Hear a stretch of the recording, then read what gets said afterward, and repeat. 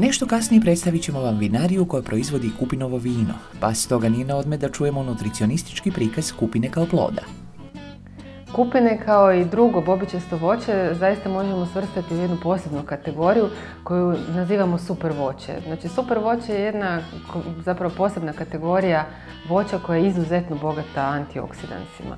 U tu skupinu osim kupina svrstavamo i borovnice, i ribiz, i maline, jagode, znači svo ovo naše bobičasto voće u kojemu imamo privilegiju uživati tijekom ljeta. A isto tako u posljednje vrijeme se sve više svrstava u tu skupinu i egzotično voće, bobice poput asaija, nonija, gođija, nara koji nam je isto tako za naše podneblje ovako dosta blizak, ali ga rijetko koristimo i rijetko ga iskorištavamo, a izuzetno je vrijedan. Dakle, to je sve voće koje je zapravo izuzetno bogato raznim antioksidansima. Znači, tu govorimo i o vitaminima i o mineralnim tvarima, ali govorimo i o posebnim molekulama koje nazivamo fitokemikalije. Znači, jednim dijelom i ona boja koja je vrlo karakteristična, znači ona tamno, ljubičasta, crvena boja, ona isto tako potječe od tih fitokemikalija koje su izuzetno vrijedne i posjeduju antioksidativno djelovanje. Ono što je karakteristično za kupinovo vino je da se zapravo preporučuje kod tegoba vezanih uz anemiju, dakle uz nedostatak željeza, budući da je jedan takav sinergijski spoj raznih molekula upravo u kupinama i u kupinovom vinu ima posebno djelovanje upravo na tu tegobu. Dakle, i sadržaj željeza, i sadržaj folne kiseline i svih ovih bitnih i vrijednih biljnih spojeva će pridonijeti, dakle, ako se kontinuirano i redovito unosi, dakle, taj 1 decilitar ili ovisno o potrebi i nešto više, pomoći će zaista u izlječenju ili u, recimo, olakšavanju tegoba koje nosi anemija i nedostatak željeza. Ono što je možda dodatno potrebno spomenuti su nova istraživanja na kupinama. Dakle, uvijek se znanstvenici bave s proučavanjem utjecaja određenih namirnica, isto tako spojeva iz nekih namirnica na ljudsko zdravlje. Pa je tako, evo, novo istraživanje pokazalo da bobičasto voće ima spojeve koji mogu zaštititi naš mozak. Znači, i putem antioksidativnog djelovanja i putem protuupalnog djelovanja se pokazalo da kod osoba koje konzumiraju veće količine bobičastog voća imaju, znači, manji rizik od bolesti koje su povezane sa kognitivnim propadanjem kao što je, recimo, Alzheimerova bolest i, dakle, općenito da štite naš mozak.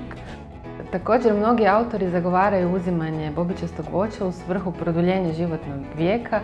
Dakle, jedna moderna anti-aging terapija sa svakodnevnim unosom bobičastog voća bi svakako bila preporučljiva. Bilo u obliku svježeg voća, bilo u obliku zamrznutog dok nemamo svježih bobica, jer smo ipak ograničeni na jedan kraći period u godini i vrlo vrijedne prerađevine kao što su džemovi, kao što je kupinovo vino, nam može pridonijeti i obogatiti našu prehranu. Da su kupine svježe ili prerađene zdrave, to svi znamo. A što ih zapravo čini toliko zdravima, objasnila nam je nutricionistica Darija Vranišić-Bender.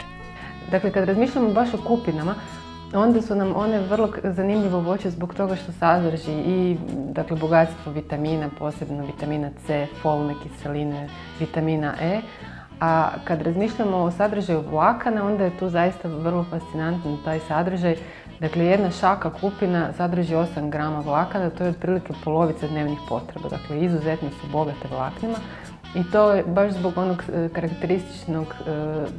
karakteristične teksture, budući da sadrži one sitne koštice koje su baš posebno bogate vlaknima, a dodatno su te koštice bogate i jednom tvari koja se naziva elagična kiselina.